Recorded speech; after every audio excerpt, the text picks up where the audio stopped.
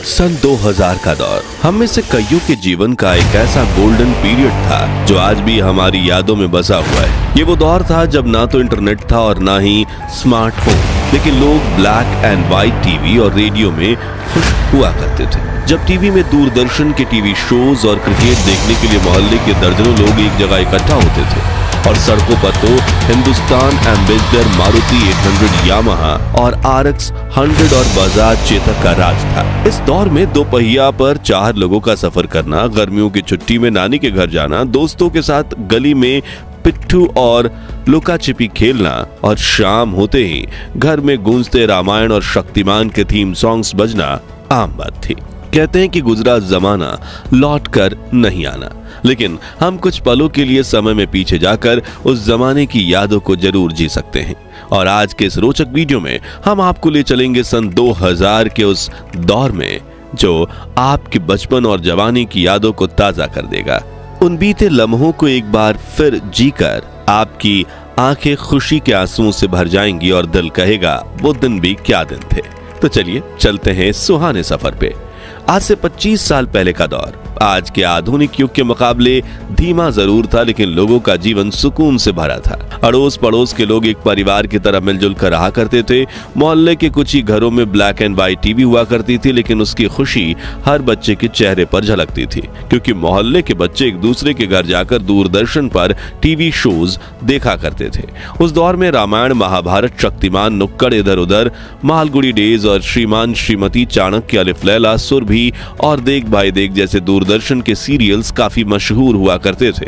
वहीं शक्तिमान का क्रेज तो इतना ज्यादा था कि लोग शहरी दीवारों पर शक्तिमान की बड़ी बड़ी तस्वीरें बना देते थे।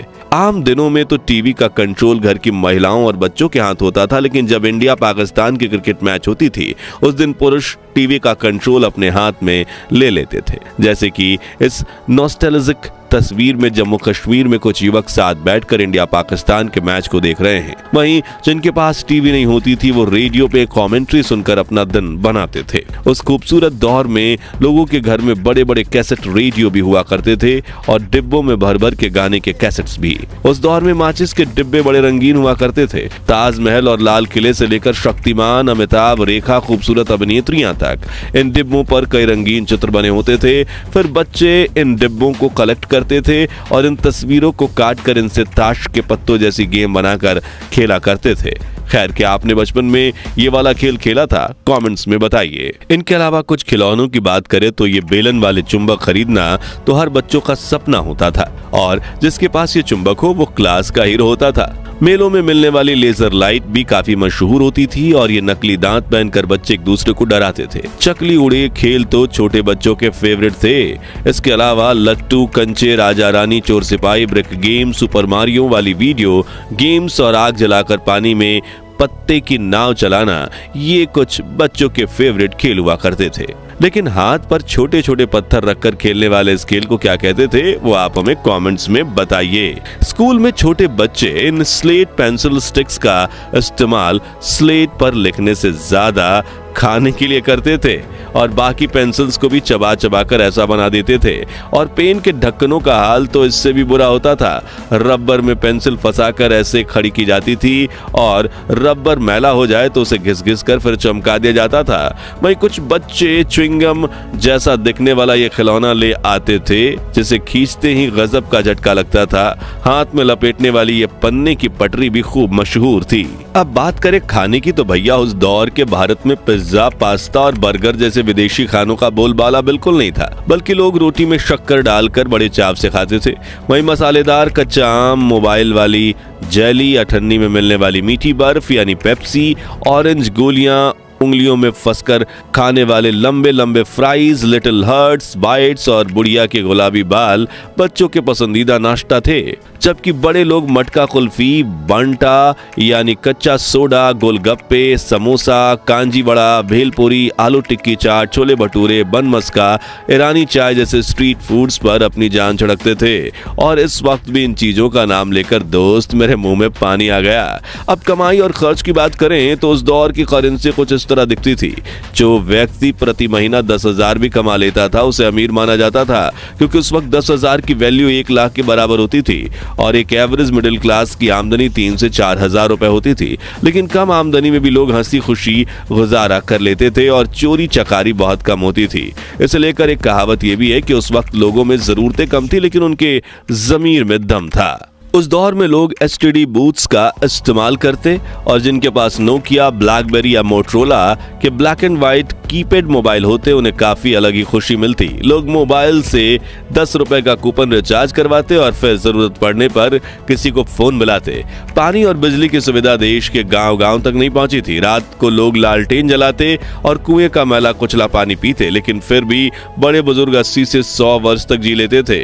मगर आज घर में बिजली, एसी और आरओ का साफ पानी होने के बावजूद व्यक्ति 40 वर्ष की उम्र में ही बूढ़े होने लगे हैं। 25 साल पहले गांव और शहर में लोगों की दुकानें इतनी अच्छी होती कि शुरू होकर खत्म हो जाती थी।